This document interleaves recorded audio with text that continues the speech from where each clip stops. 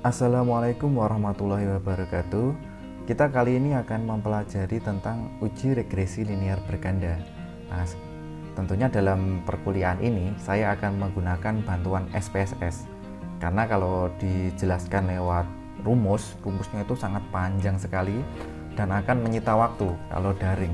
Oleh karena itu kita kali ini akan menggunakan program bantuan yang namanya SPSS. Nah, sebelum masuk ke materi, ini saya akan mengenalkan terlebih dahulu apa itu uji regresi linear berganda.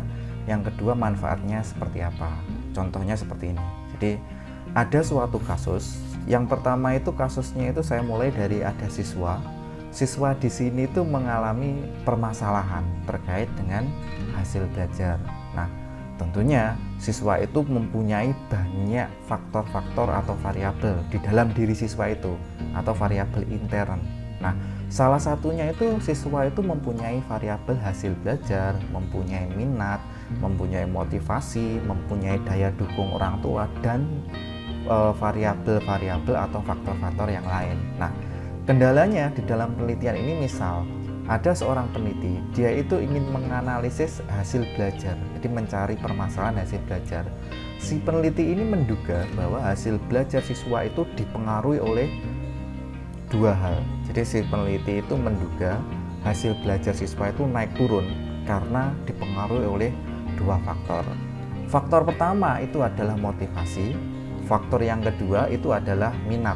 Jadi ada dua faktor, yang pertama motivasi, yang kedua minat.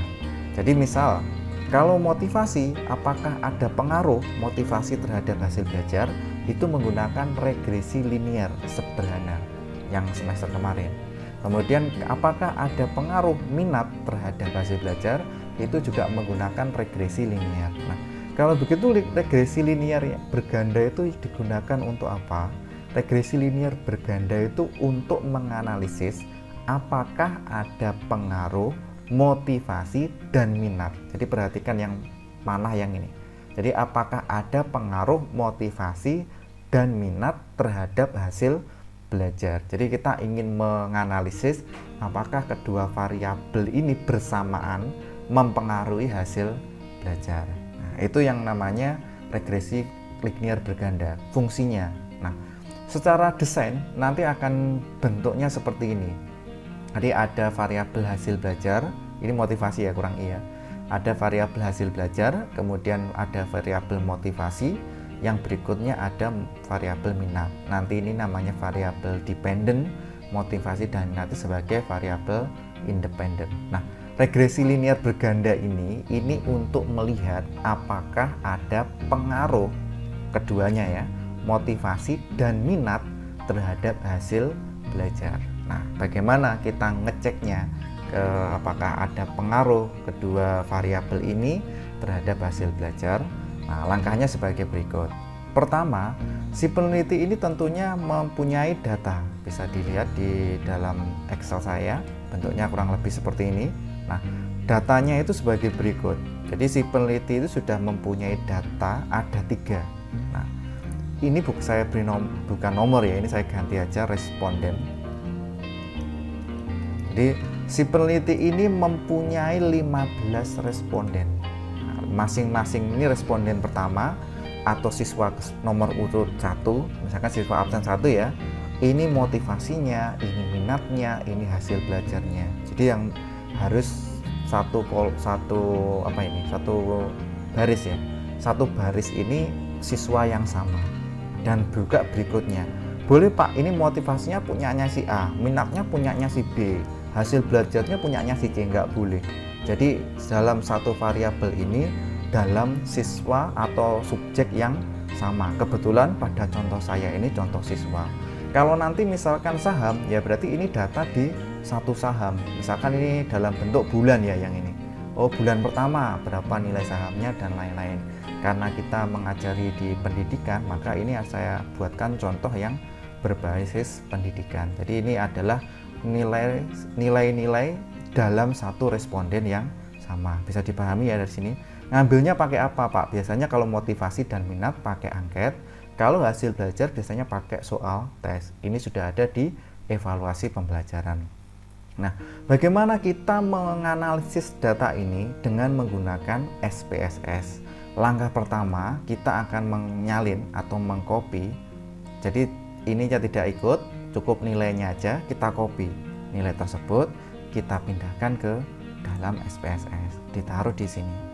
Nah, seperti biasa, kalau sudah nilai data sudah dimasukkan ke sini, kita rubah dulu variabel view-nya di pojok kiri bagian bawah. Kita klik, nanti akan muncul seperti ini. Yang kita ubah itu adalah name.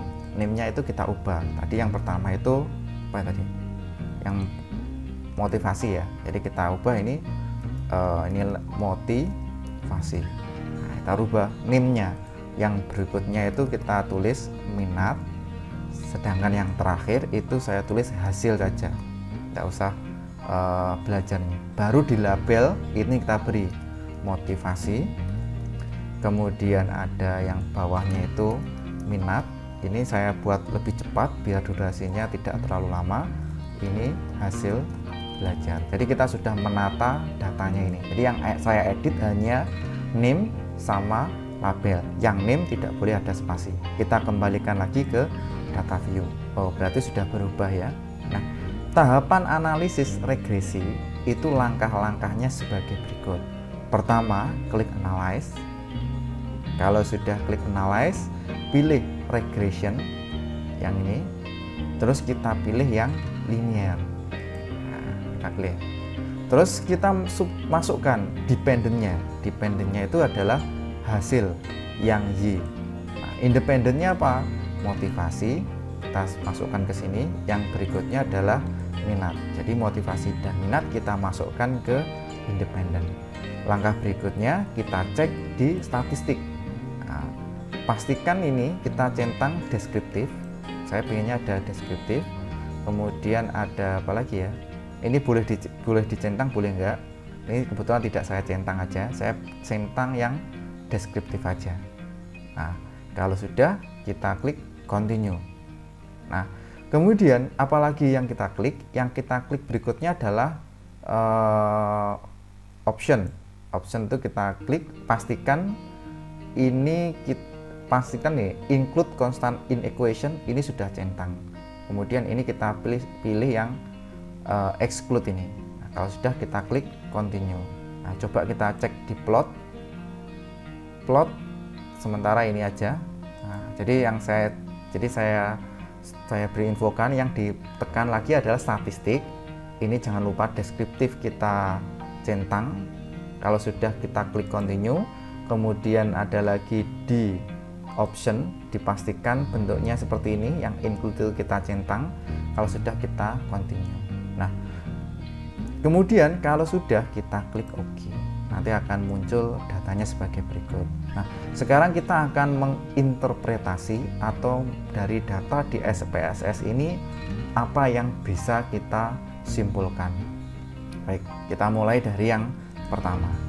Dari SPSS itu kita bisa yang pertama ini menganalisis hubungan antar variabel. Seperti apa menganalisis hubungan antar variabel?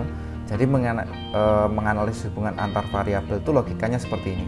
Ini kan motivasi, minat. Kita akan melihat apakah ada korelasi, apakah ada korelasi motivasi terhadap hasil belajar. Nah, apakah ada korelasi minat terhadap hasil belajar? Bisa Pak, dari regresi bisa. Caranya itu kita lihat di kolom correlation ini. Saya copy dulu ya. Saya copy, saya pindah ke dalam Word-nya. Bagaimana cara kita menganalisis tabel yang ada di sini? Cara menganalisisnya itu adalah ini. Perhatikan nilai signifikan. Yang mana? Yang ini. Nilai signifikan yang ada di sini. Nah, diperhatikan di sini. Nah, cara membacanya itu sebagai berikut. Apakah hasil belajar mempunyai korelasi atau kita enaknya dari ini aja. Apakah motivasi ini mempengaruhi hasil belajar? Kita cukup ngecek lewat ini aja. Nah, cara ngeceknya sebagai berikut di signifikan toilet ini. Kalau nilai signifikan, nilai yang signifikan ini kurang dari 0,05, Jadi apabila nilai signifikan 0,05 berarti ada korelasi atau ada hubungan yang signifikan antara dua variabel tersebut. Berarti apa yang bisa disimpulkan? Kesimpulan pertama itu adalah motivasi itu ada hubungan dengan hasil belajar karena nilainya itu 0,00. Motivasi juga ada hubungannya dengan minat karena nilainya 0,00 di bawah 0,05. Sedangkan minat itu ada hubungannya dengan hasil belajar. Jadi dapat disimpulkan bahwa motivasi itu mempunyai hubungan dengan hasil belajar. Motivasi, kemudian minat juga mempunyai hubungan dengan hasil belajar. Bisa dilihat dari nilai signifikan. Nah, analisis yang kedua kita akan menganalisis regresi parsial. Jadi regresi parsial itu seperti ini. Sebelum kita membahas apakah ada pengaruh, kalau regresi itu biasanya digunakan dengan kata kunci pengaruh. Apakah ada pengaruh? Jadi apakah ada pengaruh motivasi dan minat? Sebelum kita membahas apakah ada pengaruh motivasi dan minat, kita akan menganalisis ini dulu. Jadi kita analisis dua ini. Kita analisis yang pertama itu, yang pertama ini adalah apakah ada pengaruh motivasi terhadap hasil belajar. Kemudian yang analisis kita kedua adalah apakah ada pengaruh minat terhadap hasil belajar. Cara ngeceknya dari mana? Cara ngeceknya dari output ini kita cari. Yang dicari yang mana, Pak? Sampai cari ini koefisien. Nah, ini saya copy dulu aja ya. Koefisien ini kita copy, kita paste di sini. Analisis datanya itu sebagai berikut. Nah, ini datanya kok kayak gini ya. Tabelnya kok cekat dulu. Nah, ini aja. Nah, ini tabelnya kayak gini. Analisisnya bagaimana, Pak? Sama, yang dilihat itu adalah signifikan. Terus yang diperhatikan itu adalah motivasi dan minat. Nah, jadi kita yang diperhatikan itu motivasi dan minat. Nah, dari analisis data ini kita lihat untuk yang minat. Jadi kita kesimpulannya apa? Kesimpulannya itu sebagai berikut. Kalau ini saya tulis, kalau yang korelasi tidak saya tulis karena tidak terkait dengan ini. Nah, kesimpulannya yang pertama itu adalah nilai signifikan kalau kurang dari 0,05 artinya ada pengaruh atau regresi yang signifikan. Dari data ini untuk motivasi nilainya 0,983. Ini lebih besar daripada 0,05. Berarti kesimpulannya apa? Kesimpulan yang A itu adalah motivasi. Nah, motivasi tidak mempengaruhi hasil belajar siswa. Nah, caranya kayak gitu. Kalau yang kedua gimana? Perhatikan nilai 0,038. 0,038 itu kan kurang dari 0,05. Berarti apa? Berarti dari data ini kita memperoleh bahwa minat itu berpengaruh signifikan terhadap hasil belajar siswa. Nah, ini jadi hasil belajar siswa. Jadi dari sini kita bisa membuat parsialnya. Jadi nggak perlu cek satu-satu. Kita cukup dari sini kita bisa memperoleh, oh ternyata dari nilai ini motivasi itu nggak mempengaruhi minat loh.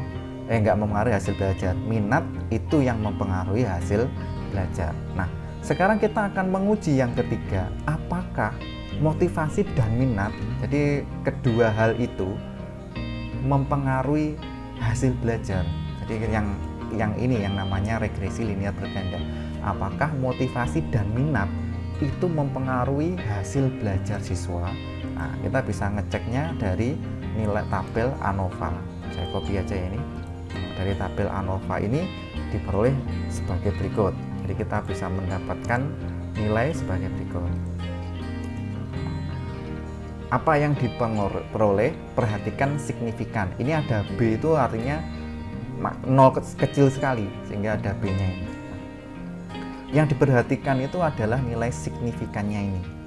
Nah, dari nilai signifikan itu apa yang bisa disimpulkan? Nah, kesimpulannya kita dapatkan Kalau nilai signifikannya ini kurang dari 0,05, artinya ada pengaruh signifikan. Kalau begitu, dari tabel ANOVA ini kita mendapat kesimpulannya seperti ini. Ada pengaruh yang signifikan,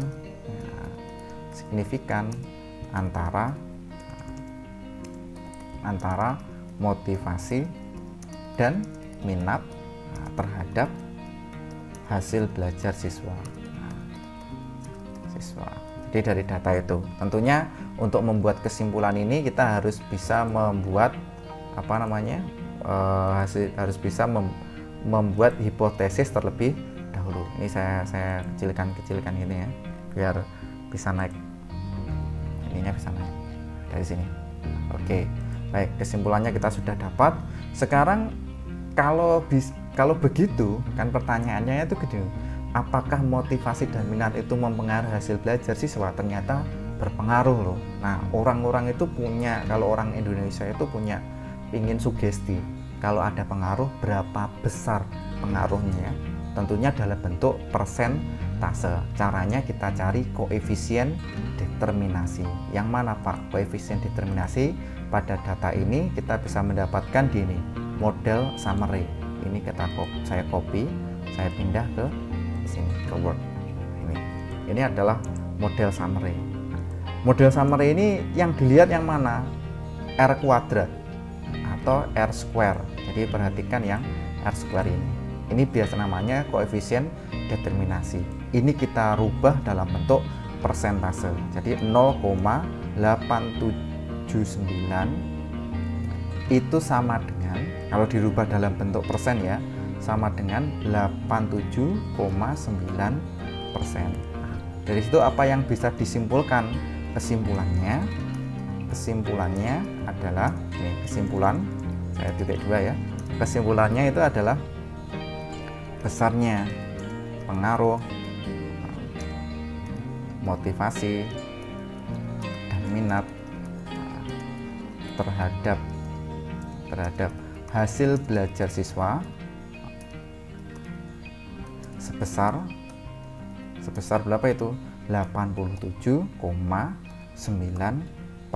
Jadi ini biasanya digunakan untuk mensugesti loh. Karena orang Indonesia itu kan cuma 87 cuma ada pengaruh. Nah, pertanyaan mesti ditekankan lagi. Kalau ada pengaruh, seberapa besar persentase pengaruhnya? Caranya itu melihat koefisien determinasi. Nah, dari sini saya simpulkan bahwa dengan analisis regresi linear berganda, jadi dengan analisis regresi linear berganda, kita bisa menganalisis hubungan antar variabel atau korelasi. Kemudian kita bisa mengecek analisis regresi parsial atau pengaruh variabel satu-satu, jadi motivasi. Nah, bisa dilihat dari sini, cek signifikannya. Kemudian bisa ngecek itu pengaruh motivasi dan minat. Jadi kalau ada motivasi dan keduanya sekaligus mempengaruhi hasil belajar, itu yang namanya regresi linear berganda. Kemudian perlu didukung juga kalau mau pakai koefisien determinasi atau R kuadrat untuk menunjukkan berapa persentase pengaruhnya. Mungkin seperti itu untuk pertemuan hari ini, saya cukupkan dulu. Sekian dari saya. Wassalamualaikum warahmatullahi wabarakatuh.